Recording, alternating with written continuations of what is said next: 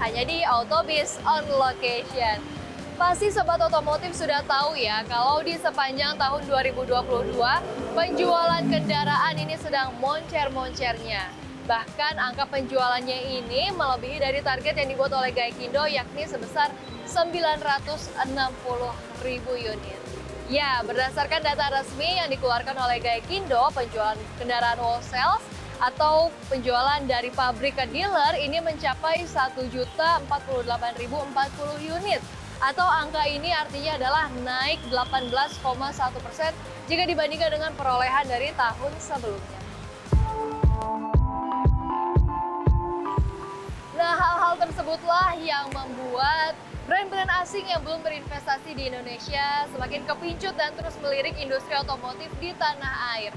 Apalagi Gaikindo menyebutkan bahwa berdasarkan hasil dari penelitian akhir mereka, hanya ada 1 dari 10 orang Indonesia yang memiliki mobil sebagai kendaraan mereka. Atau istilahnya adalah 99 per mil atau per 1000. Lantas apa ya kata Gaikindo mengenai hal ini dan apa saja ujangan-ujangan dari Gaikindo terhadap para pemain baru agar bisa terus bertahan di industri otomotif Indonesia? Simak wawancara berikut ini bersama dengan Ketua Gaikindo 1, Yongki Sugiarto.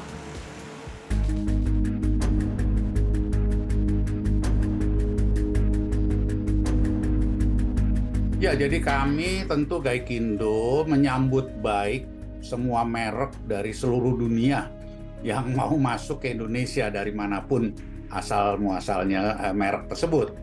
Ya kan, supaya juga industri otomotif Indonesia dapat lebih berkembang, satu. Kedua, masyarakat mempunyai pilihan yang lebih banyak lagi, ya kan? Nah, itu menjadi dasar daripada semua itu, dan kami yang saya tadi katakan menyambut baik. Dan memang kami juga dihubungi oleh para merek tersebut selaku satu organisasi atau asosiasi di Indonesia, dan seringkali saya menerima tamu-tamu tersebut dari mancanegara yang ingin mengetahui mengenai khususnya peraturan-peraturan, ya kan, peluang-peluangnya apa saja, pesaing-pesaingnya siapa saja, dan lain sebagainya. Jadi intinya mereka menghubungi kami selaku asosiasi dan mempertanyakan hal-hal. Nah, kami secara umum memberikan informasi tersebut, ya kan.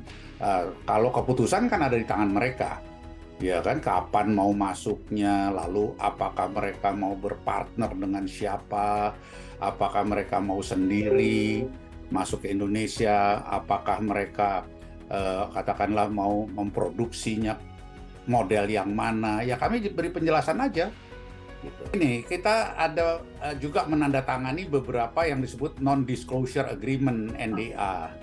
Jadi kami tentunya tidak bisa memberitahukan hari ini kepada media atau siapapun siapa-siapa merek yang akan masuk ke Indonesia.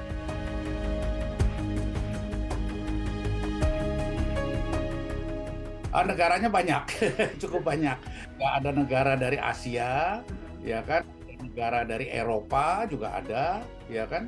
Ada dari Amerika juga ada, ya kan, Inggris ada, dari Eropa termasuk Inggris juga ada gitu. Jadi ada beberapa merek lah yang sangat berminat. Juga jenis kendaraannya bermacam-macam. Ada yang kendaraan niaga, ada kendaraan penumpang, passenger, ya kan, macam-macam. Ada yang listrik, ada yang mau juga masuk ICE, jadi internal combustion engine, masih bensin maupun diesel, ya kan, ya silahkan aja.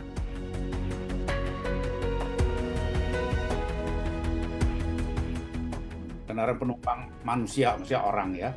Nah, tapi niaga juga ada gitu. Niaga mereka melihat bahwa potensinya juga sangat besar di Indonesia gitu. Apalagi dalam kurun waktu 2-3 tahun terakhir ini, atau barangkali lebih ya, 5 tahun barangkali.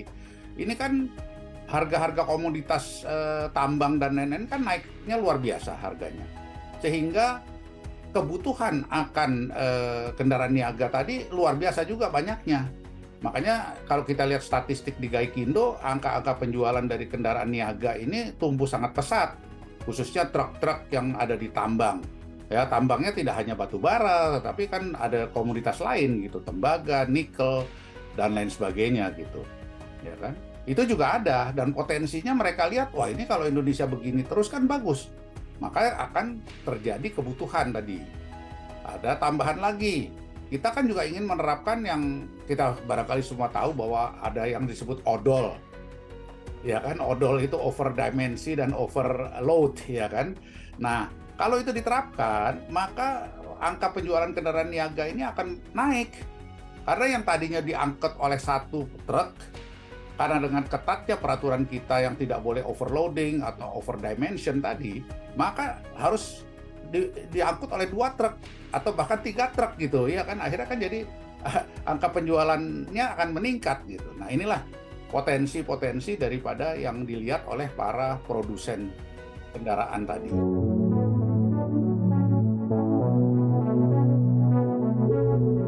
Mungkin saya sebut 2 negara saja ya, yang banyak itu dari Tiongkok, Tiongkok dan dari India. Memang itu sudah kami duga dari mungkin 10-20 tahun terakhir itu sudah kami duga, ya kan, bahwa ini gelombang berikutnya itu setelah Jepang. Dulu kan kita dikuasai oleh mobil-mobil dari Eropa dan Amerika. Lalu masuklah Jepang. Kira-kira 50 tahun yang lalu lah kita bicara. Setelah Jepang masuk, belakangan itu ada Korea masuk. Iya kan? Nah, Korea ini masuk kira-kira 25 tahun yang lalu, mereka sudah masuk ke Indonesia dan lain-lain. Kami waktu itu sudah menduga bahwa yang berikutnya itu akan masuk dari Tiongkok dan dari India. Trennya memang demikian gitu. Tetapi yang tadi saya katakan bahwa dari Eropa juga ada merek-merek tertentu yang agak sedikit ketinggalan lah, kasarnya begitu. Tetapi mereka melihat potensi Indonesia ini luar biasa. Dengan rakyat 270 juta penduduk di Indonesia, ditambah katakanlah pertumbuhan ekonomi kita yang ada di kisaran 5% terus, ini akan potensinya luar biasa. Dan kami dalam waktu singkat setelah pandemi ini kan sudah mencapai angka penjualan di 1 juta lagi.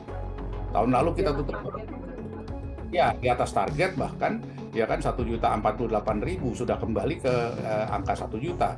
Walaupun kami terus terang aja di industri otomotif masih ingin berusaha untuk lebih dari itu lagi, lebih dari 1.048.000.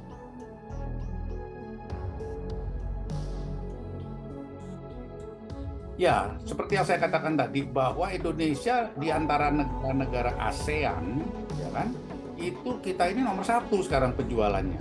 Ya, ada di 1.048.000 tahun lalu. Thailand di bawah kita, ya kan. Malaysia apalagi, ya kan. Kita nomor 1 sudah mungkin 7-8 tahun terakhir inilah. Nah, dari tadi yang saya katakan bahwa jumlah penduduk 270 juta manusia yang ada di Indonesia, dibandingin Thailand yang tidak sampai 100 juta, dibandingkan Malaysia yang hanya cuma 40-50 juta. Tentu potensinya kan pasarnya jauh lebih besar di Indonesia. Hanya memang kalau kita lihat income per kapita masyarakat Indonesia ini ada di kisaran 4.300 US dollar. Ini memang masih rendah dibanding dengan Malaysia dan Thailand ada di atas kita. Tetapi kalau ini semua pertumbuhan ekonomi kita bisa berlanjut 5% terus atau bahkan lebih, maka tidak mustahil income per kapita kita juga akan naik. Naiknya itu kalau sudah, jadi kita bisa lihat bahwa naiknya itu bisa ke 7.000, 8.000 dan seterusnya.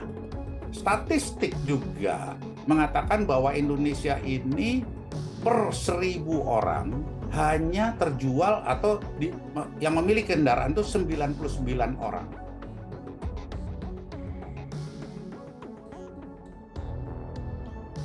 Ya, jadi memang sebagai satu brand baru untuk masuk ke Indonesia ini tidak mudah. Selalu saya katakan tidak mudah. Tetapi, ya kan, bukan mustahil untuk katakanlah brand baru untuk masuk ke Indonesia. Asalkan, ya kan, ya dia mempunyai produk yang tepat untuk dipasarkan di Indonesia. Ya, dia harus tentunya punya the right product. Kedua, dia harus juga bisa bersaing, ya bersaing dalam arti harga, ya kan, the right price, harga-harga yang juga bisa bersaing. Dan yang ketiga, yang penting sekali adalah juga timing.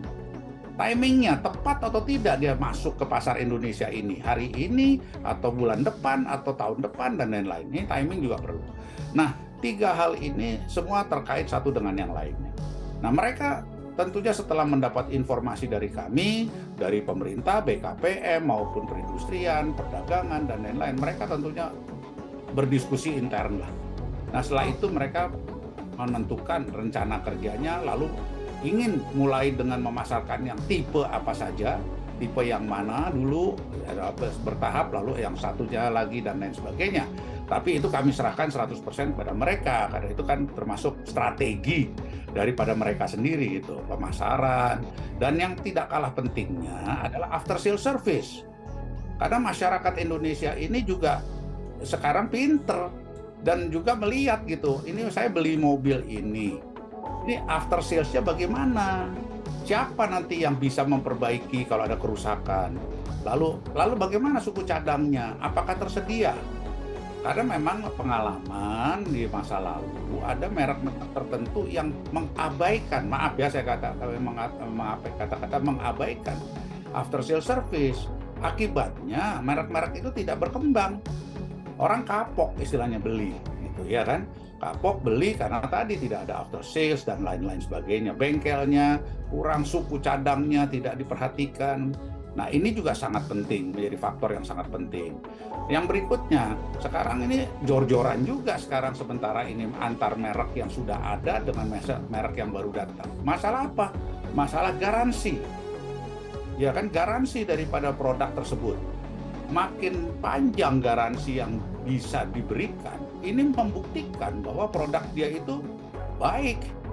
Maka dari itu dia berani memberikan garansi sampai 3 tahun, 5 tahun, bahkan 10 tahun dan lain sebagainya. Ya kan?